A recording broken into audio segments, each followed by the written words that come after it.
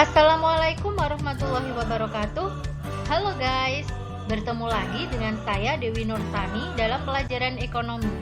Sebelum memulai pelajaran hari ini, kita berdoa dulu yuk. Let's open our program by reciting basmalah together. Bismillahirrahmanirrahim. Semoga pelajaran hari ini berjalan dengan lancar ya. Simak video ini sampai akhir ya guys. Pada pertemuan kali ini, kita masih di materi pendapatan nasional bagian kedua dengan kompetensi dasar, yaitu menganalisis konsep dan metode penghitungan pendapatan nasional, serta menyajikan hasil penghitungan pendapatan nasional.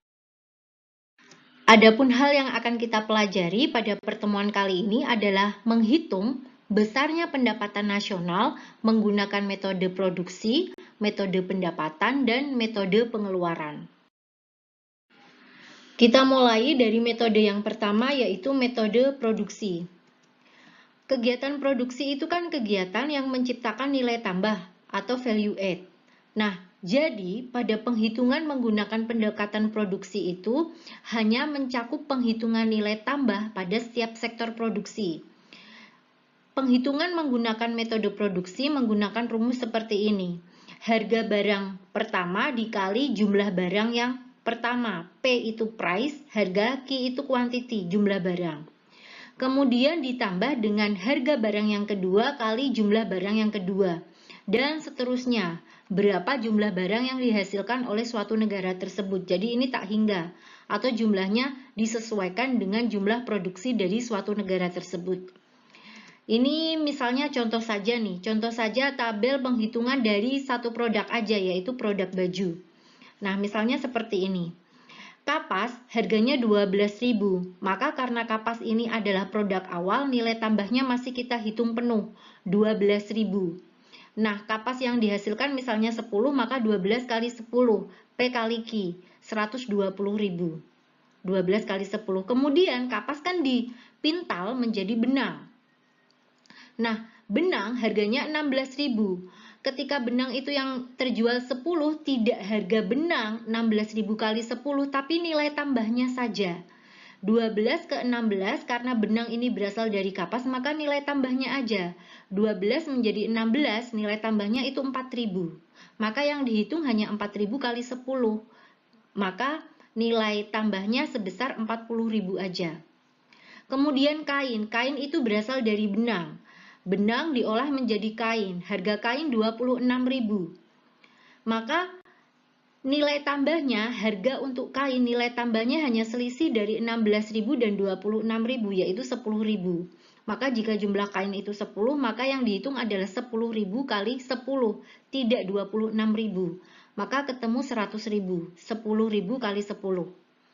Kemudian ketika kain sudah dijahit menjadi sebuah baju dijual, maka baju itu harganya menjadi 50.000. Nilai tambahnya selisih dari 26 dan 50.000 ini adalah 24.000. Ketika terjual baju sebesar 10.000, maka yang dikalikan dengan 10 ini adalah nilai tambahnya saja, 24.000 kali 10.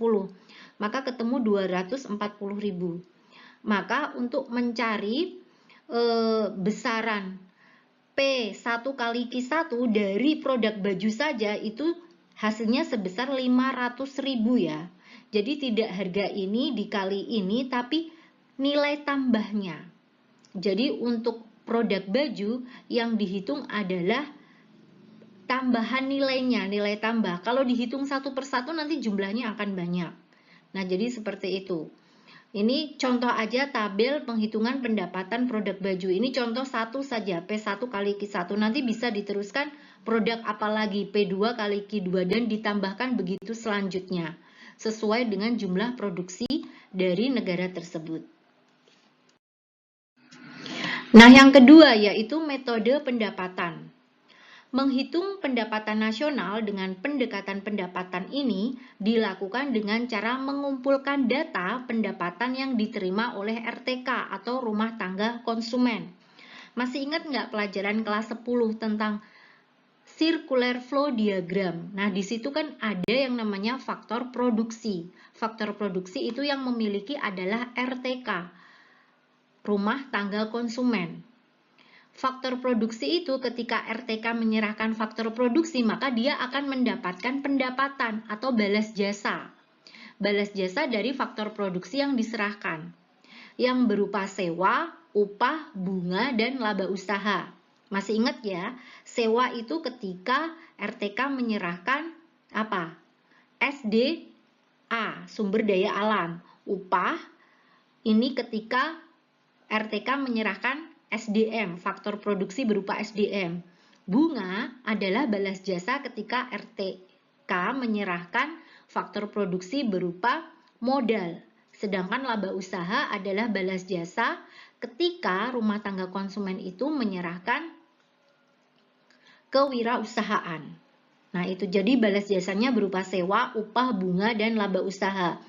Rumus untuk menghitung metode pendapatan Y itu adalah pendapatan nasional, diperoleh dari R ditambah W ditambah I ditambah P, RWIP. Apa itu RWIP? R itu adalah rent atau sewa. Tadi ya, balas jasa dari SDA. W itu adalah wage atau upah atau gaji, berupa balas jasa dari SDM. Kemudian I dari kata interest atau bunga, merupakan balas jasa dari modal. Dan P itu adalah dari kata profit, merupakan balas jasa dari laba. Agar lebih jelasnya, kita ke contoh soal. Soal yang pertama, perhatikan data berikut. Dari data tersebut, hitunglah besarnya pendapatan nasional dengan pendekatan pendapatan. Nah, kita tulis dulu di sini rumusnya. Pendekatan pendapatan diperoleh dari R ditambah W ditambah I ditambah P. Rent, wage, interest, profit. Kita cari mana yang rent, wage, interest, dan profit. Kita hanya mencari data yang digunakan. Jika ada data yang tidak digunakan, maka itu adalah data pengganggu. Maka hati-hatilah dengan data pengganggu. Tujuannya memang membuat kalian bingung lah. Kak, ini digunakan untuk apa ya? Untuk ganggu kamu. Kita pilih satu-satu dulu ya.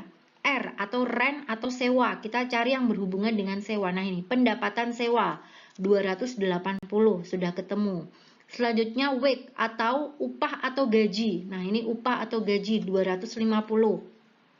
I interest atau bunga. Kita cari. Nah, ini pendapatan bunga 680. P profit atau laba kita cari. Nah, ini profit atau laba 980. Berarti yang tidak kita lingkari ini adalah data pengganggu, nggak usah dipakai, nggak usah bingung. Kita tulis aja di sini 280 ditambah 250 ditambah 680 ditambah 980. Maka akan ketemu pendapatan nasional menggunakan metode pendapatan sebesar 2.190. Nah, yang ketiga yaitu metode pengeluaran. Penghitungan dengan menggunakan metode pengeluaran ini dilakukan dengan cara menjumlahkan seluruh pengeluaran berbagai sektor ekonomi, yaitu rumah tangga, pemerintah, perusahaan, dan masyarakat luar negeri suatu negara pada periode tertentu. Jenis pengeluaran dari masing-masing pelaku ekonomi itu terdiri dari yang pertama adalah pengeluaran untuk konsumsi atau biasa simbolnya adalah C. Yang kedua adalah pengeluaran untuk investasi atau I. Yang ketiga adalah pengeluaran untuk pemerintah atau government. Kemudian pengeluaran untuk ekspor atau X dan impor adalah M. Jika dihubungkan, maka untuk mencari jumlahnya besarnya pendapatan nasional menggunakan metode pengeluaran, maka diperoleh dari C ditambah I ditambah G ditambah X dikurangi M. Pendapatan nasional diperoleh dari konsumsi, ditambah investasi, ditambah pengeluaran pemerintah, ditambah ekspor, dikurangi impor. Agar lebih jelasnya kita ke contoh soal.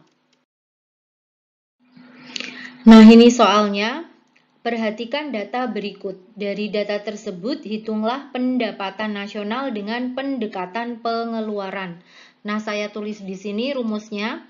Dengan pendekatan pengeluaran, maka pendapatan nasional dicari menggunakan rumus C ditambah I ditambah G ditambah X dikurangi M. C di sini maksudnya adalah konsumsi. Kita cari data konsumsi. Nah, ini 800. Kemudian I di sini maksudnya adalah investasi. Nah, hati-hati ya. Nah, ini investasi.